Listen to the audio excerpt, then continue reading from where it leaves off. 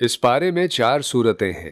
سورہ یاسین کا بقیہ حصہ، سورہ صفات مکمل، سورہ سواد مکمل اور سورہ زمر کا ابتدائی حصہ۔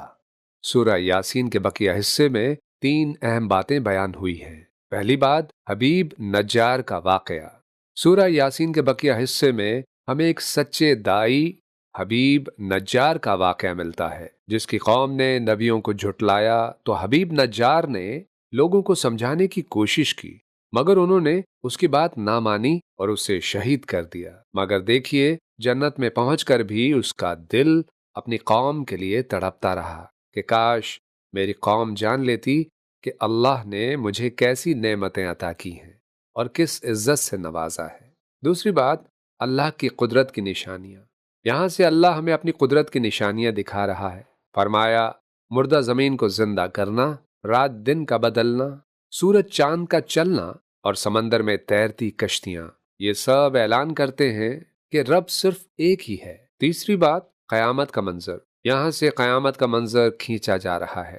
فرمایا، قیامت کے دن جب سور پھونکا جائے گا، لوگ گھبرا اٹھیں گے، مجرموں کے منہ بند کر دیے جائیں گے اور ان کے اپنے اعضاء ان کے خلاف گواہی دیں گے۔ سورہ صفات۔ اس سورت میں 2 بڑی اہم باتیں بیان ہوئی ہیں۔ پہلی بات، جنتیوں اور جہنمیوں کے درمیان گفتگو اور جہنمیوں کا ایک دوسرے کو ملامت کرنا۔ دوسری بات، انبیاء کرام کے واقعات بیان ہوئے ہیں۔ حضرت نوح علیہ السلام کی جد و جہد، حضرت ابراہیم علیہ السلام کی توحید کی دعوت اور بیٹے کی قربانی کا حکم۔ یہ سب ہمیں سکھاتے ہیں کہ اللہ کے راستے میں صبر اور یقین ہی کامیابی کی کنجی ہے۔ سورہ سواد۔ اس سورت میں 2 بنیادی مضامین ہیں۔ پہلا مضمون توحید۔ فرمایا، زندگی اور موت سمیت کائنات کا پورا نظام صرف ایک اللہ کے اختیار میں ہے۔ دوسرا مضمون رسالت۔